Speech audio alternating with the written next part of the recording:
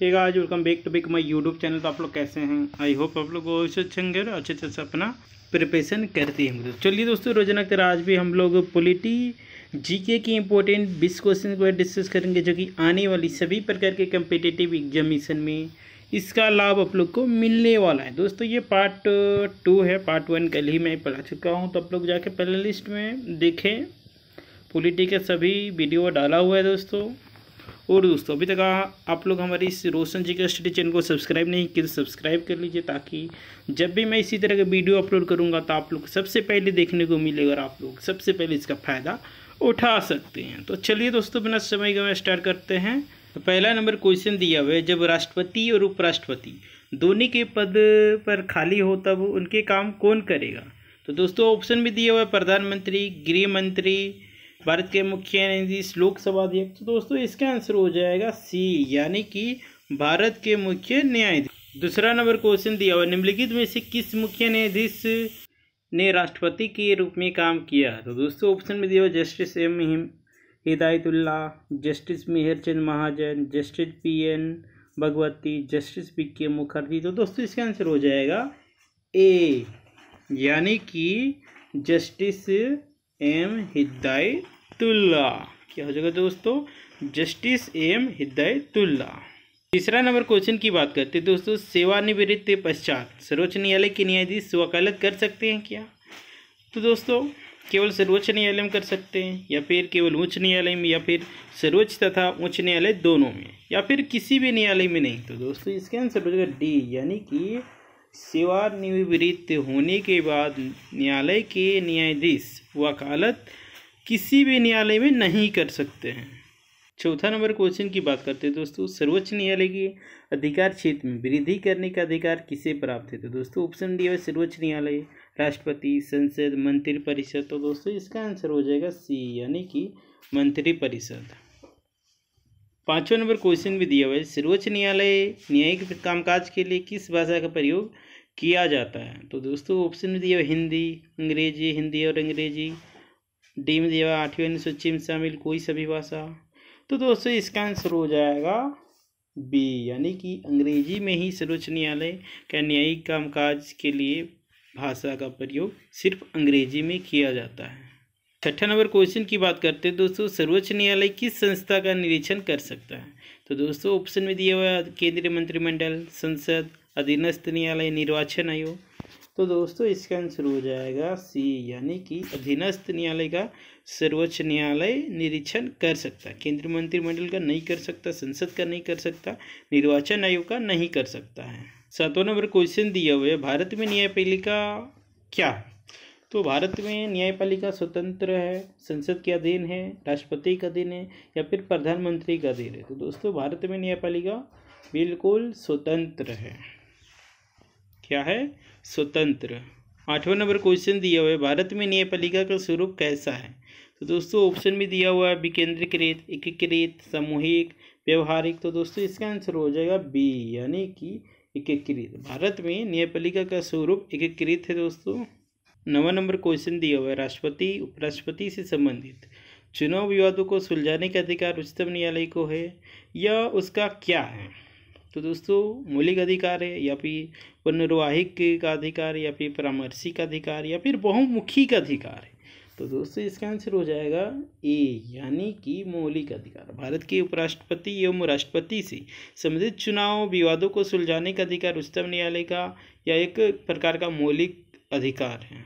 10वें number question की बात करते हैं तो दोस्तों, राष्ट्रपति और उपराष्ट्रपति के निर्वाचन में विवाद की मामलों को किस को प्रस्तुत किया जाता है? तो दोस्तों ऑप्शन में दिया हुआ है, मुख्य निर्वाचन आयोग, संसद, भारत का उच्चतम न्यायालय, या फिर इनमें से कोई नहीं। तो दोस्तों इसका आंसर हो जाएगा सी, यानी कि भारत के उच्चतम न्यायालय को राष्ट्रपति और उपराष्ट्रपति के निर्वाचन में विवाद की स्थिति में उस मामले को प्रस्तुत किया जाता है। 11वां नंबर क्वेश्चन दिया हुआ है, राष्ट्रपति कानूनी मामलों में किससे परामर्श ले सकता है?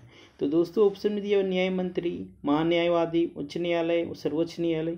तो दोस्तों इसका आंसर हो जाएगा डी, यानी कि सर्वोच्च न्यायालय। भारत का राष्ट्रपति कानून बनाएगा तो भारत के सर्वोच्च न्यायालय से अपना परामर्श लेता है।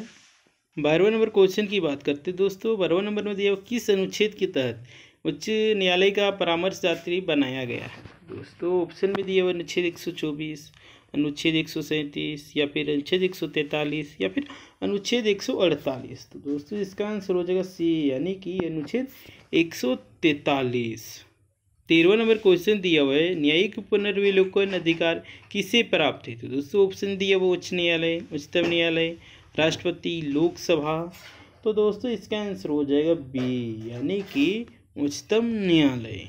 14 नंबर क्वेश्चन की बात करते हैं दोस्तों। भारत में न्यायिक पुनरीक्षण की शक्ति का प्रयोग कहाँ किया जाता है। तो दोस्तों ऑप्शन दिया हुआ केवल सर्वोच्च न्यायालय द्वारा या फिर सर्वोच्च न्यायालय तथा उच्च न्यायालय द्वारा या फिर भारत के क्षेत्र में सभी न्यायालयों द्वारा या फिर भारत के राष्ट्रपति द्वारा। तो दोस्तों इसका आंसर हो जाएगा ए यानी कि केवल सर्वोच्च न्यायालय द्वारा।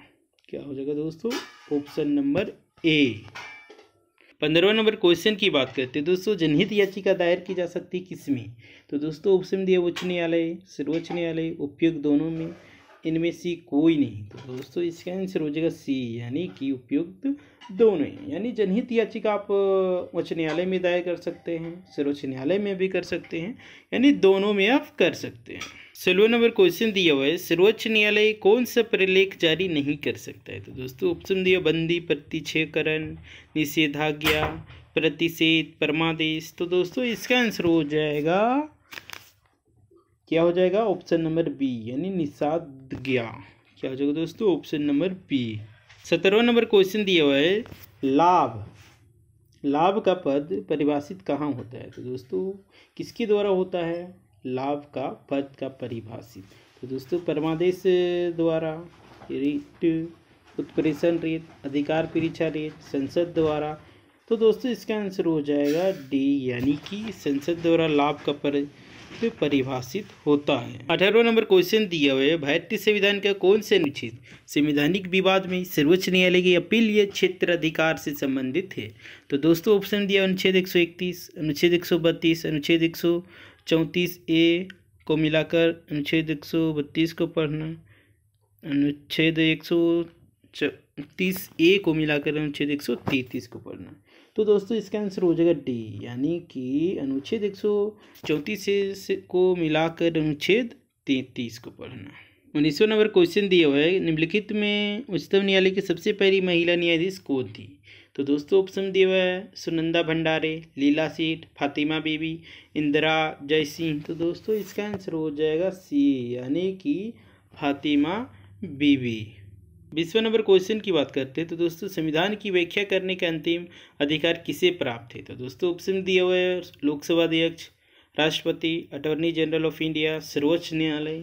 तो दोस्तों इसका आंसर हो जाएगा डी यानी कि सर्वोच्च न्यायालय या फिर कहें उच्चतम न्यायालय। संविधान की व्याख्या करने का अंतिम अधिकार सर्वोच्च न्यायालय को प्राप्त है। तो दोस्तों आज के लिए इतना ही, मिलते हैं नेक्स्ट वीडियो में। दोस्तों तो ये मेरे वीडियो आप लोगों को कैसा लगा, आप लोग अच्छा लगा लाइक कीजिए, कमेंट कीजिए और दूसरे अभी तक आप लोग सब्सक्राइब नहीं किए सब्सक्राइब कर लीजिए और बेल आइकन को प्रेस कर दीजिए ताकि जब भी मैं रोजाना इसी तरह के वीडियो अपलोड करूँगा तो आप लोग को सबसे पहले देखने को मिलेगा। तो थैंक यू दोस्तों, मिलते हैं कल नेक्स्ट वीडियो में।